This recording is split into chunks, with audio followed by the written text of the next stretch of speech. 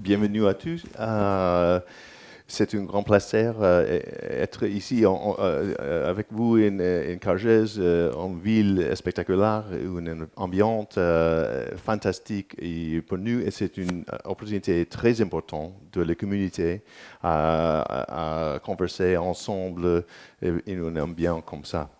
Donc, merci beaucoup pour l'invitation de la communauté pour notre communauté. Euh, Aujourd'hui, je voudrais parler sur les résiliences en la phase de change climatique et je voudrais parler un petit peu sur les données et la situation des changes climatiques. Et además, je vais converser un petit peu la responsabilité des citoyens et au contraire la responsabilité de l'international global. Ce projet d'observation Afrique, il y a une grande équipe et le plus important, c'est le directeur général, Frank Anor, et mon autre directeur, Nick van de Giesen, de l'Université de Delft en Pays-Bas. Le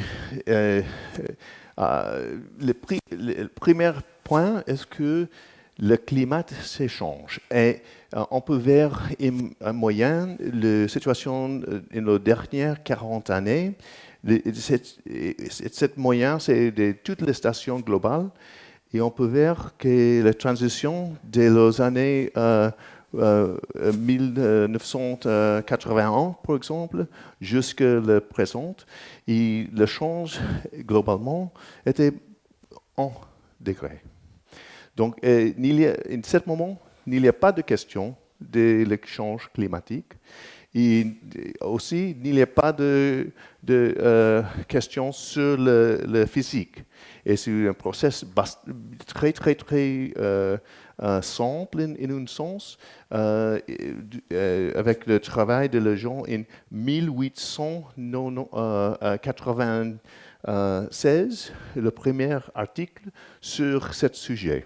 So, presque 130 années in notre communauté. Ce n'est pas une nouvelle pour nous. Mais la situation était bien compliquée pour la situation locale.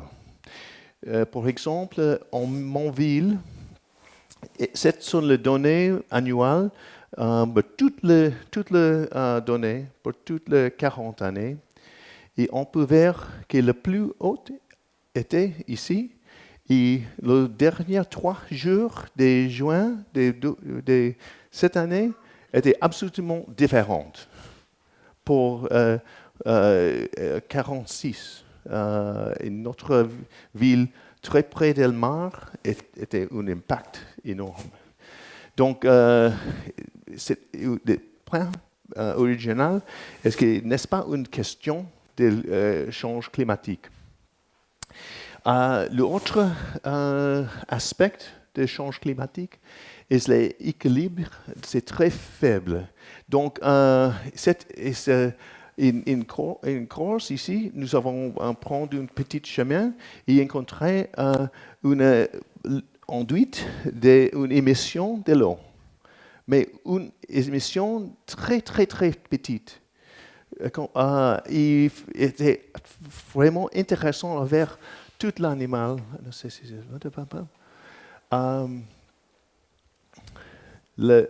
L'activité en 7 points, toute le goutte, les bises et toutes les lézards, toute la communauté était absolument dense avec activité en cette région. Toute l'autre part du chemin, zéro. Cette émission était suffisante pour comme 20 de les petites lézards et toute une communauté d'insectes intéressants. C'est une indication de cette émission, C'est une connexion de l'aquifère très importante et très, très, très délicate. Comment on dit délicate? Délicat, oui.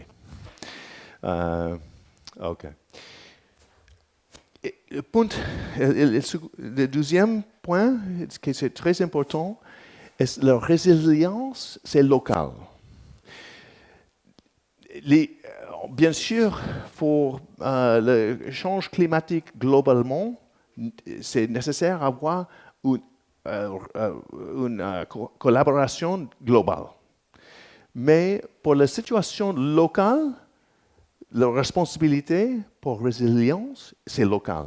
Qu'est-ce que la situation avec l'eau, la plante, et où c'est le lugar enduit idéal pour la plante, par exemple?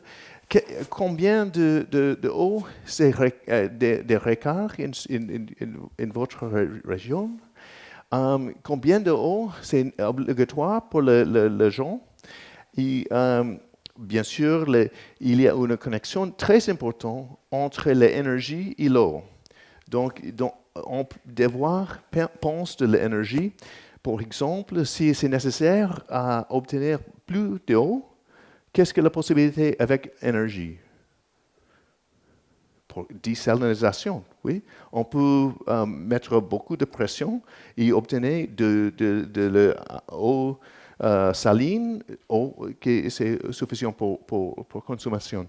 Donc, il y a une connexion très importante entre l'énergie et l'eau in toutes les situations. Et aussi, on doit penser de l'économie.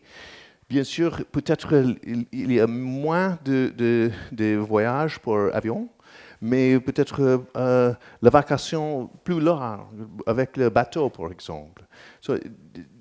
Nous devons penser de la situation qui va changer et faire la préparation localement pour la possibilité.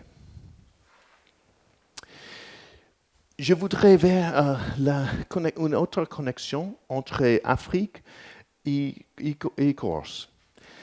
En Afrique, il y a un expériment en Afrique Est, en Tanzanie, où ils avaient obtenu le données pour 50 années avec la précipitation et aussi le niveau phréatique, le niveau d'aquifère. Il était très intéressant que de la recargue de l'aquifère, 50% de toutes les recargues étaient en 5 événements. En précipitation pour 10 années est responsable pour 50% de toutes les infiltrations, toute l'eau. Et aussi, les précipitations in cette région étaient comme 600 mm par année. Ici, en Corse, c'est presque le même chiffre. C'est une chiffre très importante. Pourquoi? Quand il y a comme 600 mm de précipitations, la première chose est la plante va capturer comme 4 mm pour event, précipitation. Et ici, vous avez comme 50 précipitations par année pour le moins. Donc, 200 mm ne va arriver au sol. OK? Et ici, nous avons comme 1 mètre généralement de sol et la capacité de 20% pour maintenir l'eau.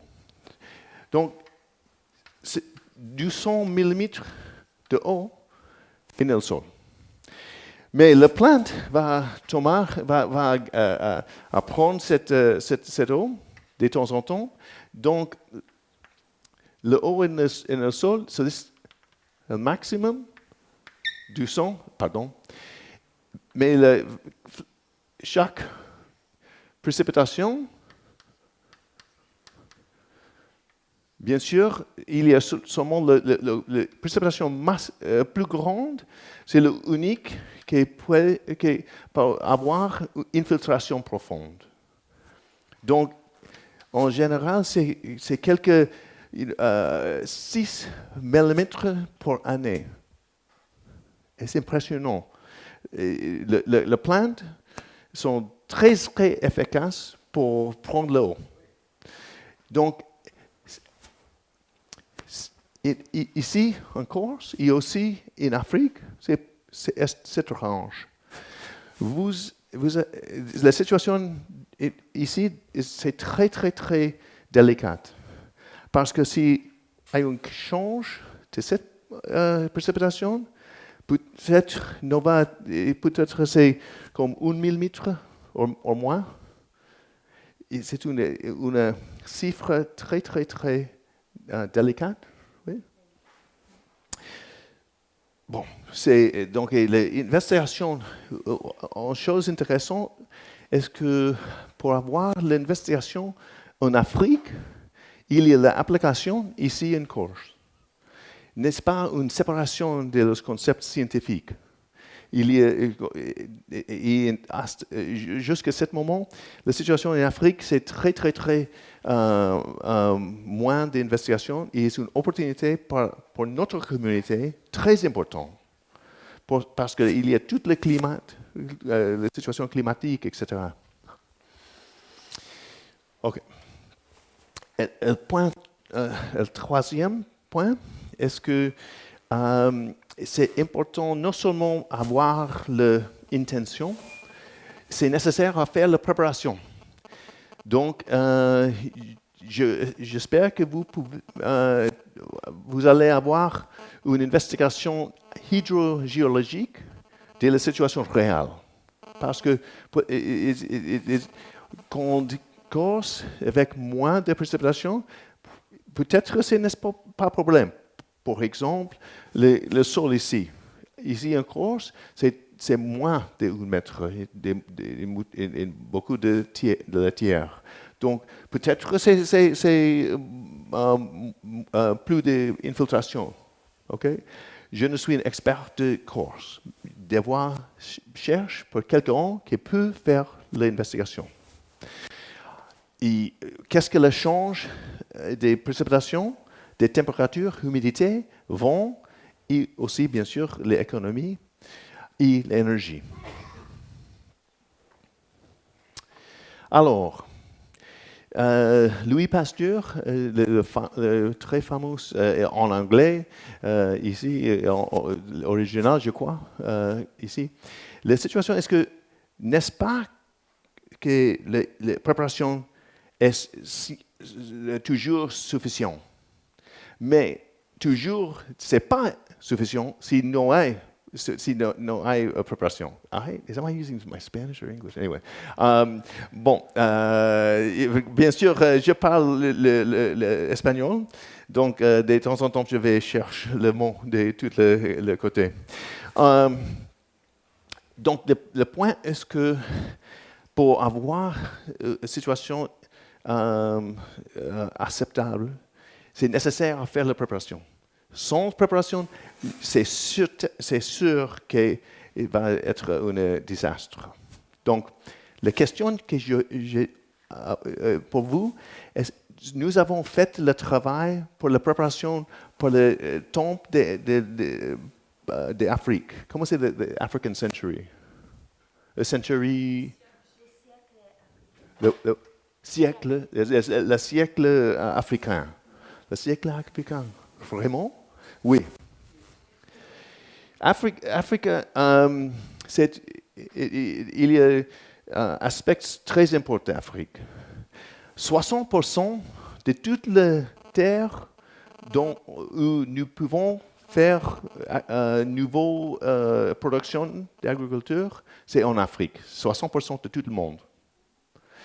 Et aussi, l'Afrique, c'est gigantique. Oui? Les États-Unis, Chine, India, toute l'Europe, et en Afrique. Aussi, une chose très importante, ici nous avons la Chine, une escale, la même scale, et cette région, c'est la région où il y a précipitation suffisante pour faire l'agriculture. Et on peut voir que cette area, c'est presque le même de Madagascar. Mais en Afrique, toute cette région, il y a précipitation suffisante pour l'agriculture en toute cette région. Donc, en cette région, toute cette région, c'est suffisant pour faire l'agriculture, sans irrigation. Donc, vraiment, c'est le futur de notre production d'agriculture. Possiblement, c'est de l'Afrique. Mais en le même temps, nous avons, c'est nécessaire à faire la production d'agriculture. C'est absolument essentiel d'avoir une bonne information sur le climat. Oui? Qu'est-ce que le temps pour mettre le semis, le seed? OK. Bon. Mais la situation avec le World Meteorological Organization, l'Organisation mondiale des observations climatiques, toutes les stations en Afrique sont à part de service. Aussi, Amérique du Sud est très mal, et aussi une bonne région ici en le Pacifique. Et c'est intéressant à voir la comparaison entre l'importance de l'agriculture mondialement et le pourcentage de la production in total de l'agriculture. En Afrique, c'est le plus important. Regarde, aux États-Unis, c'est une part de l'économie pas importante. Et vraiment, toute la région où l'agriculture c'est très important, il n'y a pas d'observation climatique. Nous pouvons faire une petite map de cette information. Ici, nous avons un cercle ici, 1000 pour 1000 kilomètres. Okay? En cette région, il n'y a pas de station. Et ici, deux stations pour 1000 km pour 1000 km, 1 million de kilomètres carrés. Et l'année 1955 était absolument différente. Donc, la situation est presque bizarre. Pourquoi? Pourquoi les stations météorologiques sont presque gratuits? Le prix des stations météorologiques était comme 2% aujourd'hui, comme le prix en cette année. 2%. Et aussi, en ce temps, c'était obligatoire d'avoir quelqu'un qui va prendre toutes les données manuelles. En ce moment, nous avons le cellulaire, la distribution d'informations est gratuite, presque gratuite. Pour nous, les stations, chaque mois, des connexions pour donner de notre station est 0,2 € pour mois, pour tout le mois. Impressionnant. Mais en ce moment, la situation est comme ça. Je crois que c'est une situation absolument intolérable.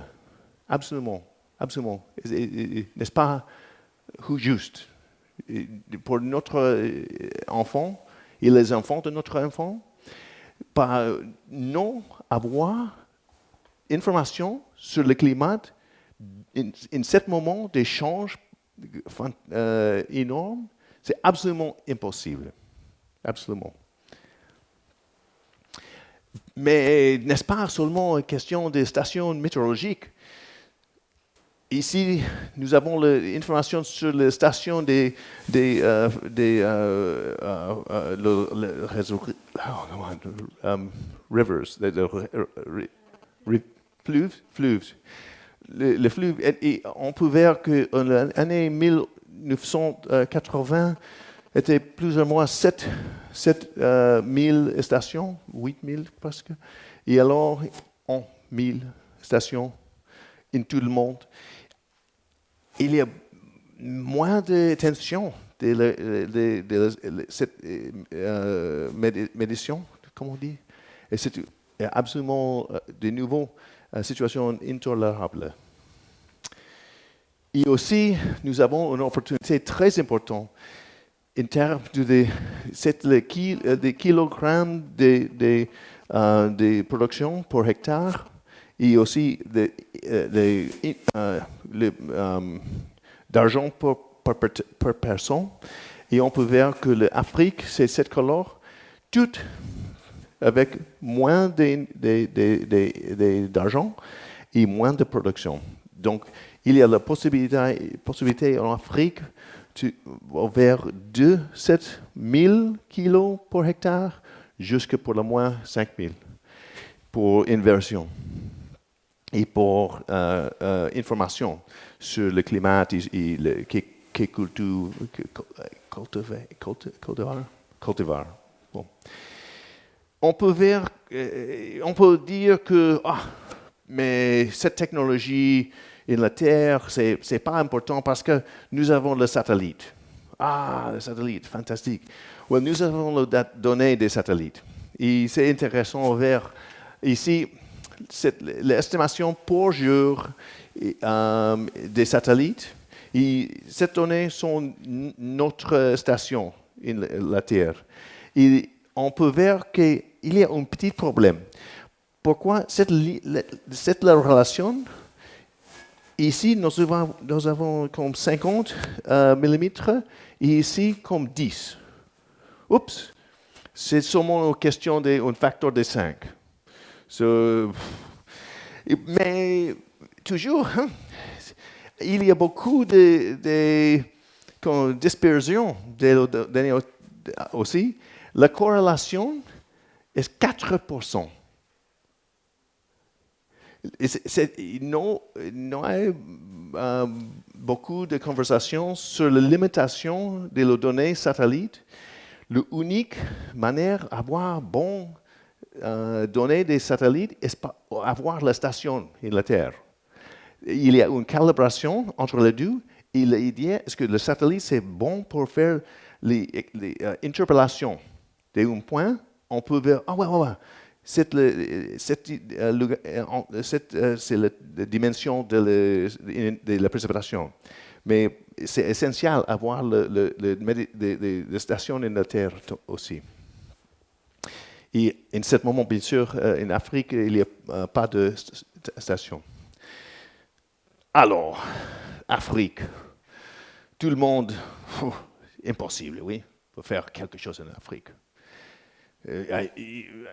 Tout le monde va dire que non, l'activité en Afrique, c'est trop difficile. Mais mon expérience est différente.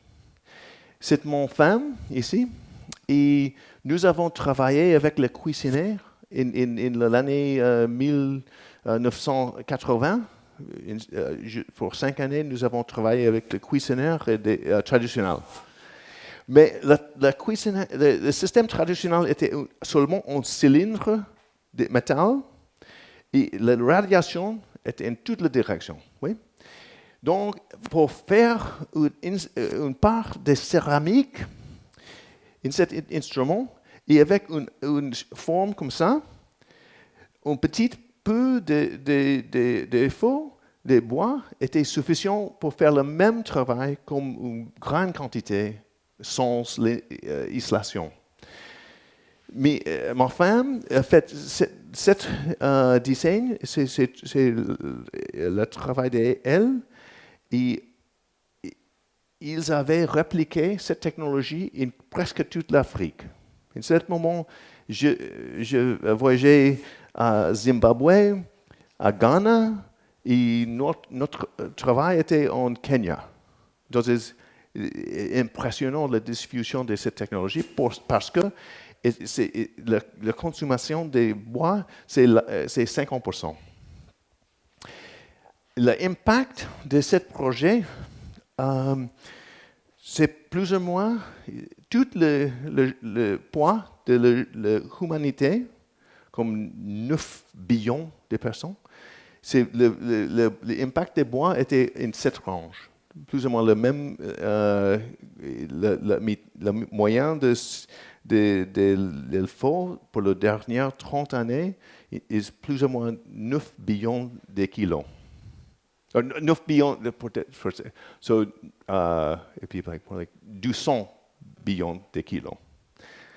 Bon, et donc, in notre vie, j'ai beaucoup d'expériences positives sur la possibilité de faire choses en Afrique. Le plus important est culturel.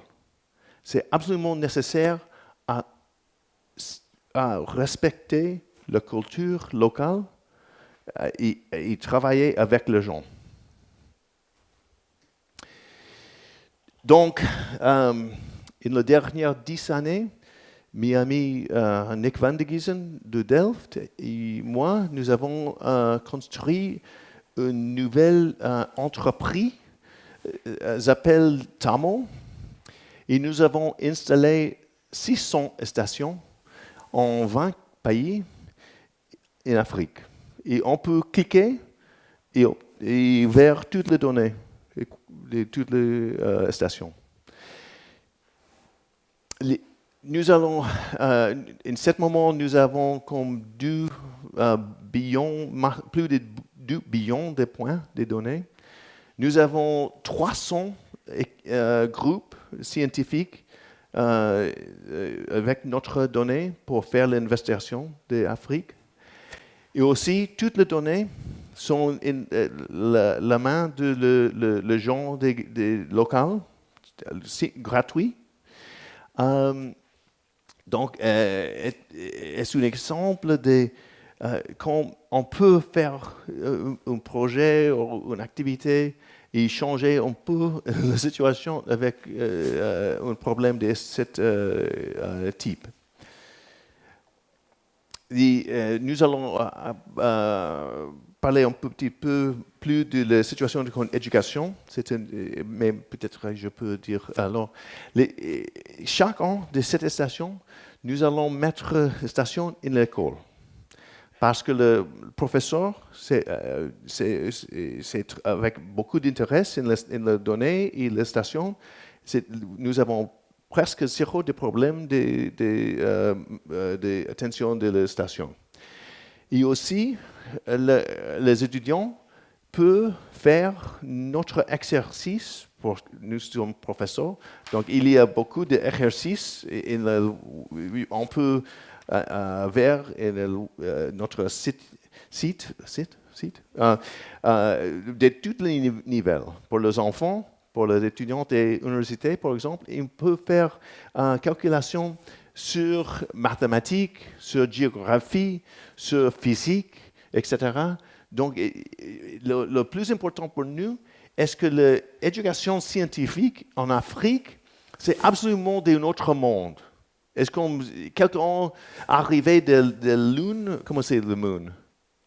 Lune, oui, de la Lune.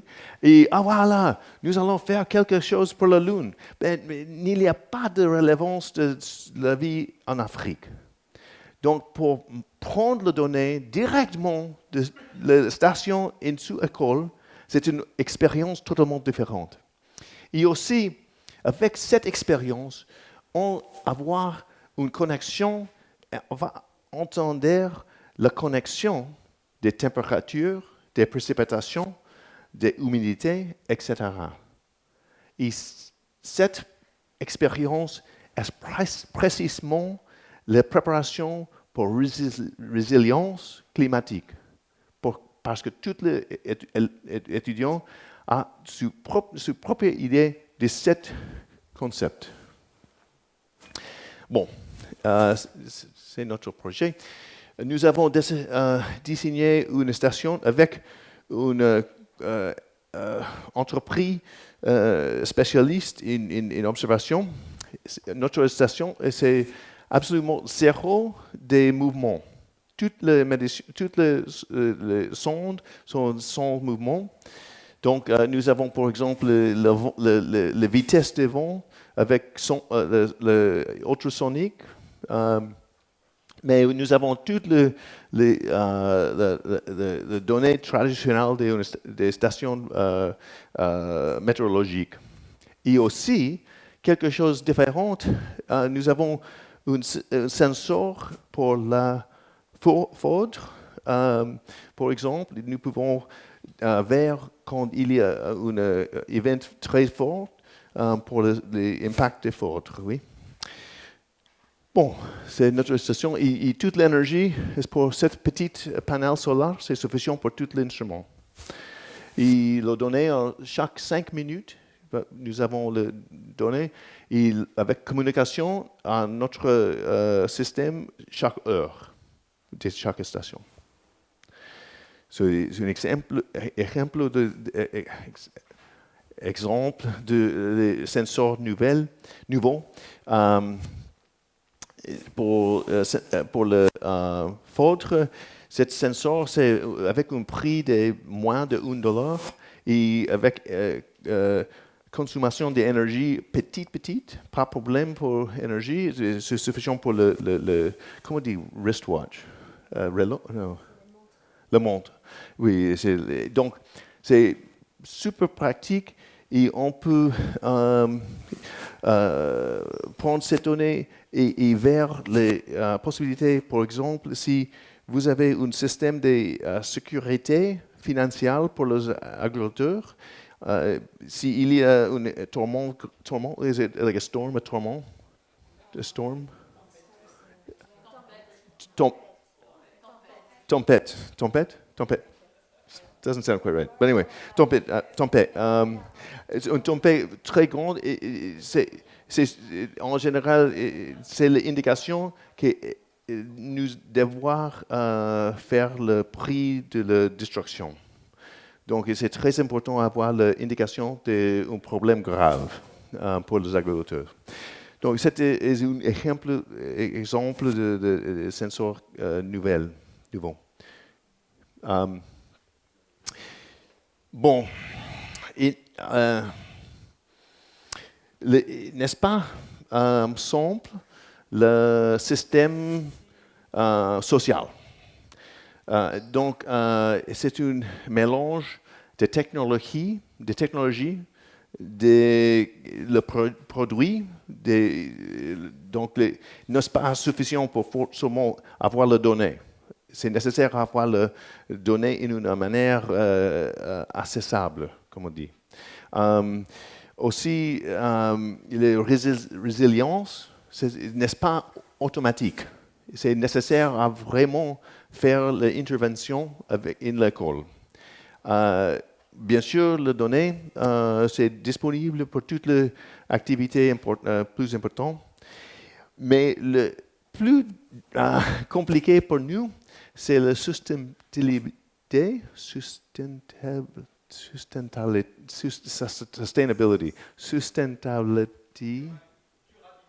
Durabilité, peut-être, on dit, OK. Durabilité. Donc, je voudrais indiquer que l'entreprise, c'est différent qu'un projet. Un projet, c'est peut-être en année, 2, 3, 4. Non, pour nous, ce n'est pas utile. C'est une entreprise permanente. Parce que le climat, pour faire l'observation du climat, c'est absolument essentiel. Donc, notre système économique, c'est, première chose, est-ce que nous avons la collaboration profonde avec le pays. Nous avons documents directement avec, par exemple, Kenya, avec indication de notre activité, qu'est-ce que notre responsabilité. Alors, par exemple, une course. Si vous avez quelqu'un de notre pays, voilà, nous avons un nouvel programme pour faire l'observation de votre région. Et nous avons cette station et nous allons faire beaucoup d'observations. Oh, vraiment? Oui, bienvenue ou non? Peut-être c'est des Russes ou des Chinois ou des États-Unis, je ne sais pas. Mais non, en général, il y a beaucoup de réservations, comme on dit, préoccupations pour cette intervention. Donc, en général, pour nous, nous avons avoir une conversation généralement de 4 années avec chaque pays pour obtenir la relation de confiance. C'est obligatoire. Mais la bonne nouvelle est que nous avons ce document avec tous les pays ici. Une autre chose, en Afrique, il y a un grand problème avec l'opération des stations météorologiques. Est-ce que chaque pays, c'est nécessaire à avoir son propre système d'opération, mais en ambiant avec pas d'argent. Donc, c'est presque impossible. Donc, c'est comme avoir un restaurant totalement unique versus un restaurant McDonald's. Notre système est plus ou moins le restaurant McDonald's. Et chaque station absolument la même, et l'autre station, chaque installation exactement la même. Donc, notre prix d'installation et opération est comme, en comparaison du prix du World Bank, 2%. 2%. Notre station. Donc, c'est efficace. C'est très important le prix et l'organisation pour avoir un système qu'on peut prendre toutes les données continentales. Et par exemple, le système de contrôle de qualité des données, c'est très important, très compliqué. Oups. OK. Et qu'est-ce que notre système économique? Bien sûr, et les données de Rwanda, c'est un pays très, très, très petit. Qui va acheter les données de Rwanda? Personne, oui. Mais si nous avons les données de tout le continent, c'est intéressant. Par exemple, le cellulaire, cette cellulaire, j'ai what's it called, weather, the programme de weather, comme ça. It's the weather company. Yeah. C'est une compagnie de IBM. Et IBM a acheté $1 million de données de notre projet. C'est un client intéressant, oui. Donc, c'est notre situation continentale. Nous avons la possibilité d'avoir clients mondial. C'est une autre chose totalement. Par exemple, la communauté européenne pour la modélisation du climat, ces données sont très importantes. Mais nous n'allons pas passer. C'est pas gratuit pour ce groupe parce que ce n'est pas une investigation pour faire un produit. Et si vous allez faire un produit, nous allons avoir notre argent. Et plus ou moins, c'est le modèle de notre système. Le plus important est qu'en station, nous pouvons avoir 20 clients. En général, quand quelqu'un va installer une station météorologique, il y a un client. De cette manière, nous pouvons obtenir les données pour un prix intéressant. OK. Notre projet School to School, école à école, le concept est pour couper la division entre pays, couper la division entre cultures, et avoir étudiants en contact direct avec autres étudiants. Et nous pensons que c'est une opportunité intéressante parce que nous avons les stations dans toutes les écoles, dans tout le pays, de l'ouest à l'autre côté. Donc, nous avons une station aux États-Unis, par exemple. Nous avons une station en tout autre lieu. Il y a beaucoup d'intérêt à faire un nouvel concept. Et on peut voir mon laboratoire. Nous avons un laboratoire pour un nouvel sensor. Donc, il y a connexion de ce laboratoire aussi. Donc, notre méthodologie et notre objectif, l'objectif est d'avoir toute l'observation du climat africain. Deuxième, pas avoir une éducation, une expérience d'éducation in le sujet quantitatif, mathématiques, géologie, géographie, climatologie, agriculture, avec données. Troisième, la sécurité des longs temps en Afrique, c'est obligatoire d'avoir cette observation en ce moment. Il n'y a pas c'est pas possible à seulement penser de la prochaine génération pour faire la solution. C'est notre problème. Et bien sûr, la combinaison d'étudiants de tout le monde et une conversation, c'est très intéressant. Avoir une ambiance comment on dit, I would say amistad, but how do you say friendship around the world? What's that? Amitié. Amitié. Une amitié globale. Bon, c'est un petit projet, une petite entreprise. Ce n'est pas toute la solution B. Toujours, c'est un objectif. Finalement, nous avons vu que le climat, il y a beaucoup de changements. La situation avec eau, c'est très critique. Je peux parler pour quelques heures de ce sujet. La situation globalement, c'est absolument difficile.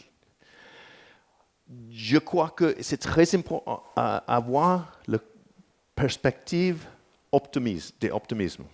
N'est-ce pas utile à dire que n'est-ce pas possible? Non. Nous avons toute la technologie. Je suis des États-Unis. Un jour, je suis ici. La possibilité dans ce monde, c'est absolument impressionnant. Ce n'est pas un problème impossible. Bien sûr, pour changer la direction des changements climatiques, c'est une question globale. Mais pour avoir la résilience locale, c'est un projet local. En Cargèse, en Tanzanie, en quel lugar. Finalement, nous pouvons faire la préparation, comme Louis Pasteur. Prendre la perspective positive, identifier la vulnérabilité, identification de la vulnérabilité, quelles sont les options, devoir avoir toutes les possibilités pour la possibilité pour élegir pour sélection de la meilleure possibilité. Et finalement, l'inversion et l'activité. Donc, peut-être, par exemple, beaucoup de régions, c'est nécessaire de mettre l'eau artificiellement pour recharge de l'aquifère, par exemple. Aussi, je ne sais la situation ici, je ne peux obtenir données de la climatique des courses. Je suppose, j'imagine que c'est possible, mais je ne rencontre. Mais c'est plus ou moins, je crois, la direction ici, en Corse, et aussi globalement. Bon, merci beaucoup pour la patience avec mon langue terrible, mais c'est un grand plaisir à avoir la possibilité à avoir le gens de cette région pour entendre l'activité de la communauté scientifique où bon, nous avons une responsabilité bien grande, mais bien intéressante aussi. Merci beaucoup.